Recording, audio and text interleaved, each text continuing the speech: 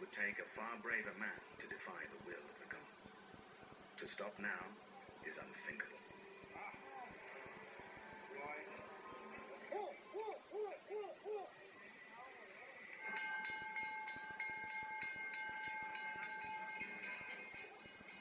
Scores of spirit mediums pour out of the shrine.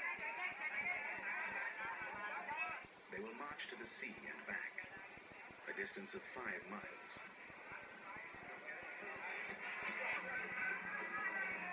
The people of Phuket line the streets to witness their suffering they endure on behalf of the whole community.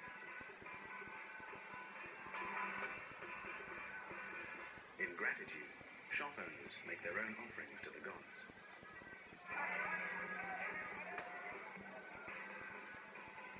While the spirit mediums are entrusted to expel the ills of the island, the other residents also play their part. To purify their bodies and their minds, they are all on a strict vegetarian diet throughout the festival.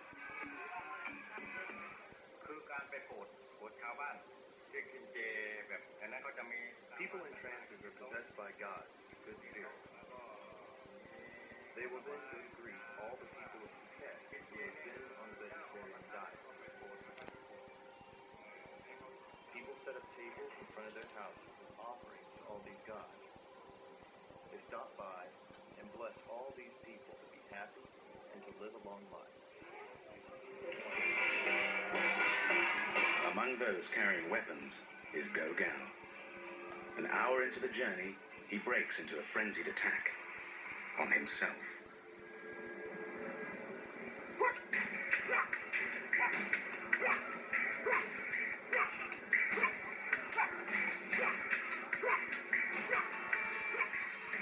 He bleeds heavily, and there is still a long way to go.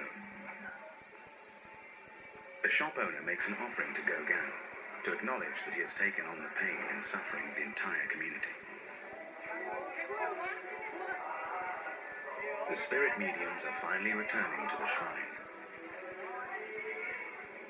They are exhausted from the 4-hour march. Assistants carefully remove the impaling objects to stem the bleeding. Some walk away nursing open gashes, but most appear relatively unharmed by the experience.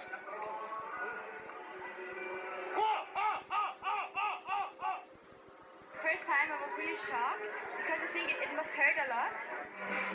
I didn't realize so many people were going to be involved. So it is more amazing than I thought, more bizarre. It's a little scary, but I think that it's really interesting how they believe that it doesn't even hurt them. Mr. Ho does not regard these displays of self-harm as extreme. The idea of self-sacrifice is common to other religions, including Christianity.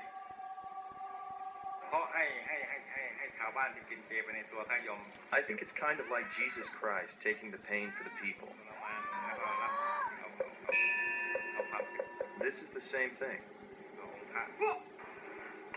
Inside the shrine, they beat on the altar to bring their ordeal to an end. The gods have now left their broken bodies, yet the test of faith is not over.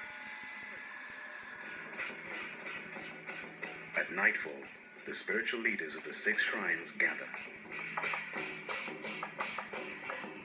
It is their turn to put flesh in harm's way.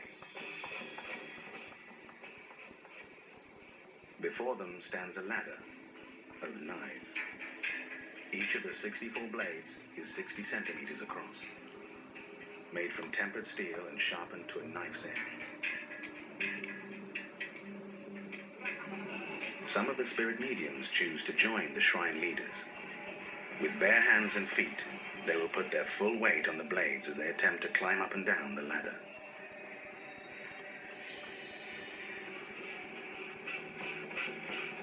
Mr. Ho goes first.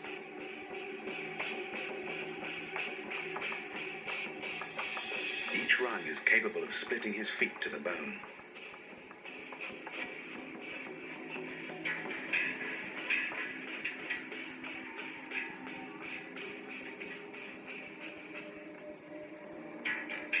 This is his moment to touch the gods. It symbolizes the ascent, the rising up of humans to be closer to God or the gods. But the ladder is made of swords in order to test your worthiness of climbing up the ladder. How much pain can a man bear? It is a question as old as religion. Many tests of faith challenge the mind to overcome the body.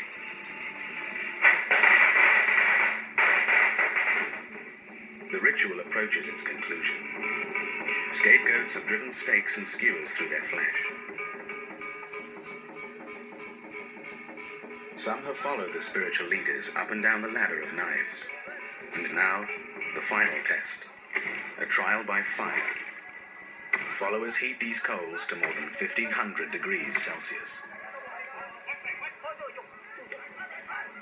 They can produce third-degree burns in mere seconds. The faithful will have no protection when they cross. Mr. Ho leads the way.